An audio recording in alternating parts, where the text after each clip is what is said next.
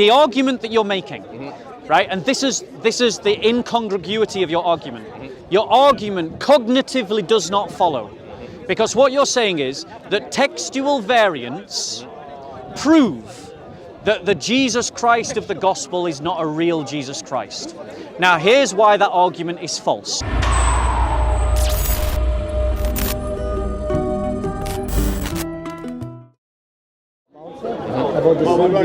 Okay. Yeah, that's a very so here's the thing, right? Listen to this, because the argument goes that the synoptic gospels say multiple women went to the tomb, but the Gospel of John says only one woman went to the tomb, right? Now, this is an argument beloved of Taoists who come to the corner and try to feed arguments into whoever I debate, but it's okay, I'll come and talk to you in a bit. So let's now, and he'll run when I do. But he'll run when I do. When I come to debate him, he'll run. He'll come. So listen carefully. Are you listening? Right? Listen. Now on the first day of the week, Mary Magdalene came early to the tomb while it was still dark, and saw the tomb already taken, and saw the stone already taken away from the tomb. Sounds like one woman, right? Keep reading. So she ran and came to Simon Peter and to the other disciples whom Jesus loved, and said to them, "They have taken away the Lord out of the tomb." Still sounds like one woman, right? But listen to Mary Magdalene's words. "And we," everybody say we, "and we do not know where they have laid him." So the Taoists and the pagan are wrong, the gospel teachers, that Mary Magdalene was in company. But because Mary Magdalene is the focus of the narrative, that's why it talks about her. But by her words, she acknowledges that she was in company, because she doesn't say, "And I don't know where they've taken him." She says, "We don't know where they've taken him." Now the "we" can't include the apostles, because they had not gone to the tomb. So it must have included who? The other women accounted for in the synoptic gospels. So there is no contradiction. What about was it Matthew? Did they mention the angel putting the Roman guards to sleep? Let's have a look. So wait. So your argument is, I just want to come back to our argument, and let's not get caught up on the minutiae. Because your argument is that these discrepancies prove that Jesus Christ wasn't a real person. Because Mark was the original, you agree? No. Mark's not the original. Oh, fine. The gospel was preached before any of the literature was written. But one had to come first, surely. Yeah, the preaching of the gospel. Which gospel? The gospel. Yes. Yeah, it was preached. You've got to listen carefully, because it is a nuanced argument. Gospel of Jesus. The gospel of Jesus Christ was preached before it was ever written about. That's the original. Right. So Oral, yeah. So, all right, the oldest one we have is Mark, right? Lots of scholars believe that the earliest was Mark, because it's the most rustic, most basic gospel. Right, and that one does not have the traditional ending. You'd agree? It ends when they discover that. I'll tell you where it gives the ending.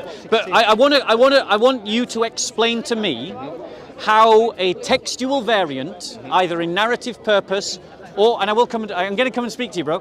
How in narrative purpose, our discrepancy in narrative, or even a textual variant, proves that Jesus Christ wasn't a real person. Link those two things up for me. I'm not denying there could very well be a real guy that could. I'm not denying that. I'm just saying from the evidence, it sounds more like Paul had a vision, wrote the letters.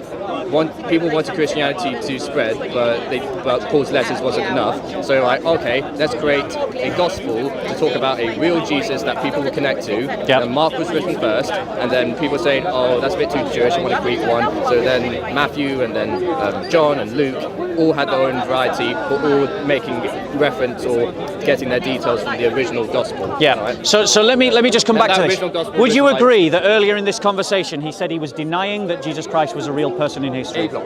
He was. Yes. He was. The ones in the Would you Gospel- agree, the ones- JC, the that ones that is what he described said? in the Gospels, yes.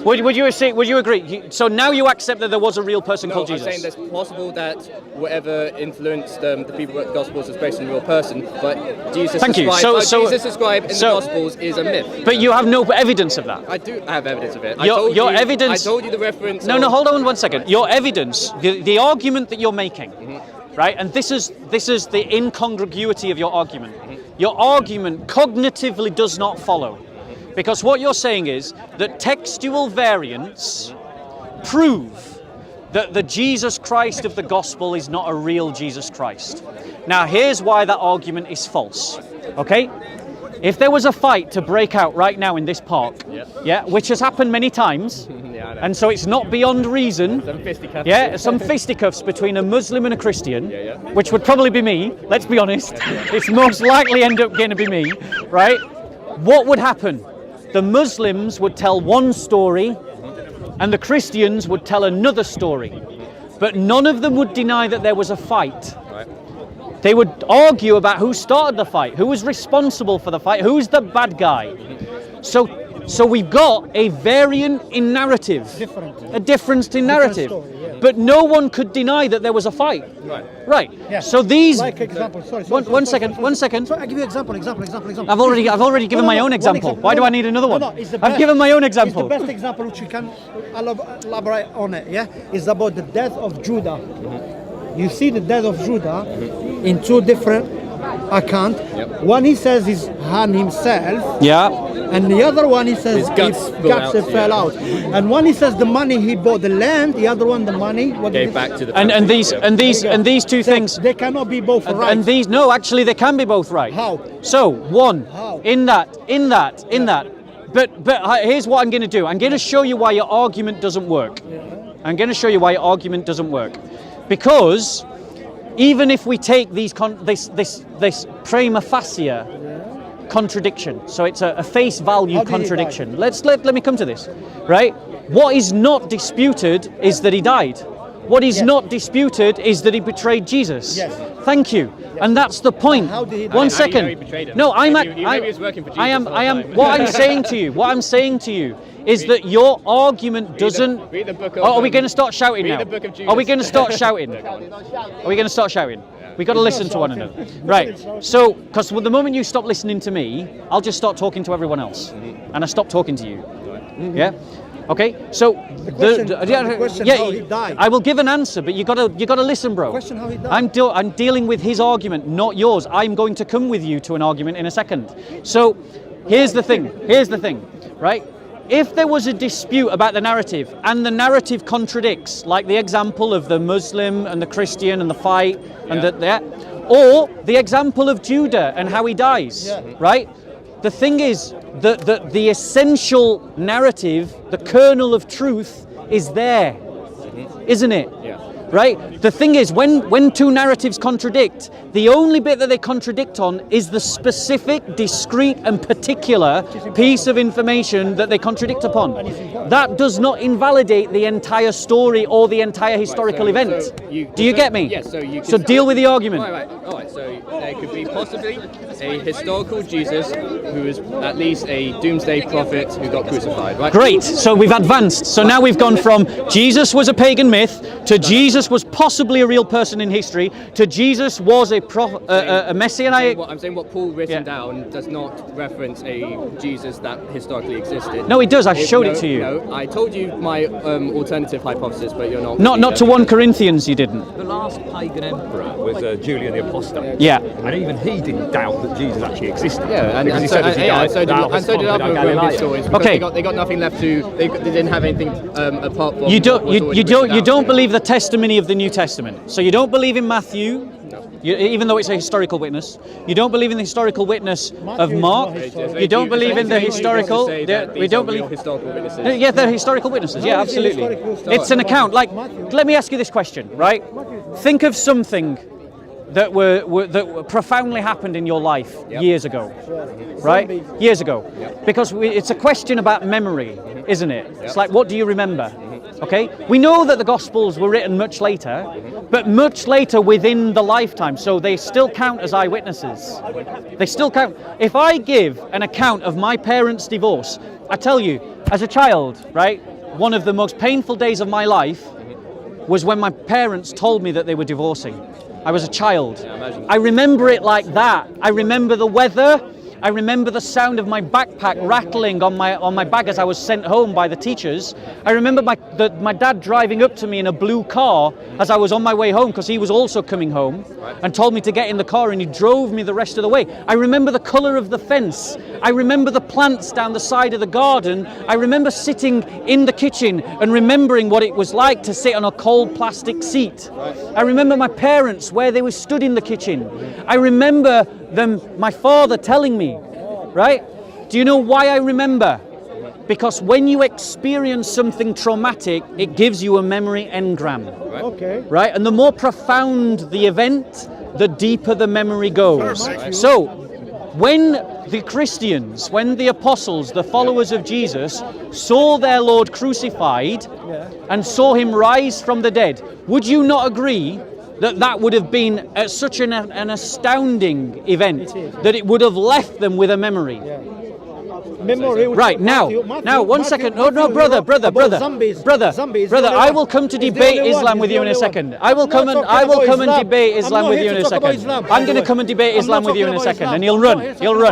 But stop trying to force yourself into our conversation. The point that I'm trying to make to you, bro, focus on me, is that these kinds of events, they left that impression in their mind. So we're talking about a real event.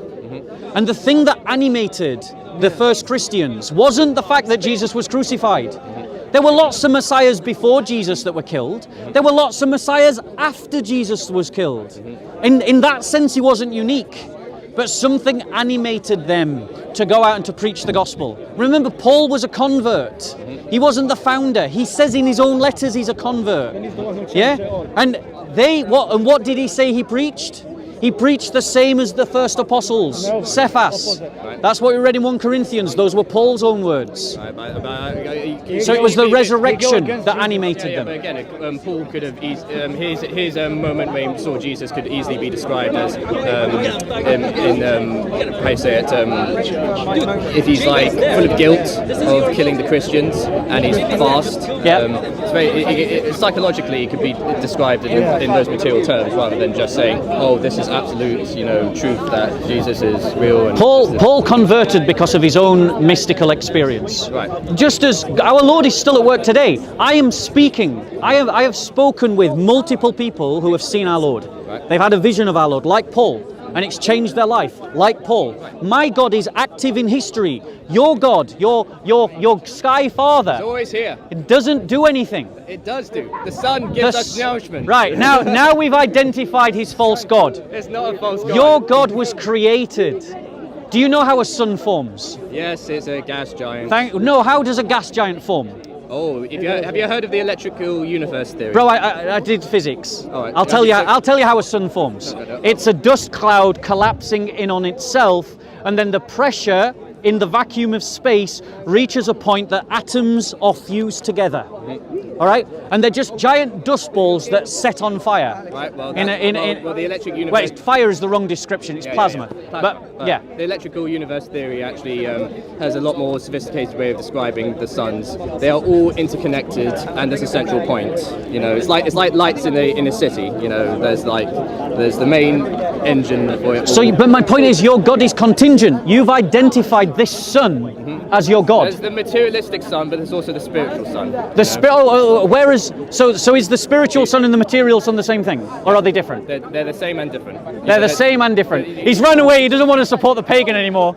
I'll come and find you, brother. I said he's run away. He doesn't want to support the pagan anymore. You see, the Muslims are so against the church that they will side with the pagans. I never said that. They will side with the pagans against the church. That is a lie. Do you believe in different dimensions? What, sorry? Do you believe in different dimensions? Yes. I'm open to the idea. All right, so... Well, no, let me phrase. I don't believe, I'm open to the idea. All right. I'm open to the idea for a biblical reason, though. So as long as it's biblical, then it's... Yeah, because the Bible taught there's a story in the Old Testament. I'm not sure exactly where it is, Right. where basically God calls someone to throw lots. Mm-hmm. Someone throws lots, and God basically explains to them what would have happened if the lot had fallen the other way, which would seem to indicate more than one time continuum. Right. Oh, so there is the possibility of dimensions. I'm open to the idea of Right, different and dimensions. that is what the spiritual sun is. You know, we are all connected through consciousness. You know. Did your God tell you this? Again, telling is subjective. It's just learning the empirical evidence, and you. No. There's no empirical evidence of a sky daddy. There is. That's the sky. That is a plasma ball in the vacuum of space. Interconnected. It is not a sky daddy. With all the stars in the universe. And Yes. That Yes. is God. No. It's not Yahweh. It's not Jehovah. Are we just getting it right? We're getting to the point of shouting now, so maybe we should stop. Okay? But my point to you is, your pagan God is contingent. It isn't infinite. It isn't eternal. It is a created thing. And nothing that is created is worthy of worship. All right. Well, the Muslims can say the same thing. The Jews can say the same thing. So we're going into semantics now. I think, brother, I'm just saying there's a lot more leeway for us to unite over the things that is in nature, that is true, and not over the things that are purely in scripture. You're not arguing for nature, bro. Okay, I'm going gonna stop because we're just starting to get shouting. Have a good day. Yeah, have a good day, man. Have you got one of these? A Gospel of John. Have you got one? No. Have it. My gift to you. Thank you very much. It's nice talking to you. Okay. Christos anestesi. So, let me just explain my final thoughts on this. So basically, what we've got is a pagan who doesn't have any supernatural revelation. His God does not speak, and we've identified that the Son is his God. It is a contingent God that does nothing and does not act in history. He stopped. Yes, exactly. That's exactly what we want. We want a God active in history. And the God of the Christians is a God who acts in history, in the person of our Lord Jesus Christ, through his prophets, through the people of Israel. He has come. The pagans started off by saying that Jesus was just a pagan myth. By the end of the conversation, he accepts that Jesus Christ was a real person. Because Jesus Christ is a real person, testified to by the Gospels, testified to by the writings of Paul, testified to by the writings of Tacitus, testified to by the writings of Josephus, testified to by the writings of Suetonius. All of these historians and more speak of our Lord Jesus Christ as a real person, who was truly crucified and who rose from the dead. And if Jesus Christ rose from the dead, Christianity is true, period. Full stop, end of every argument, end of every dispute. That is what you have to wrestle with. Christ is risen. Christ is risen. Hallelujah. I think you had a question. Did you have a question? I don't want to get converted on camera. This guy's too powerful. I like my water.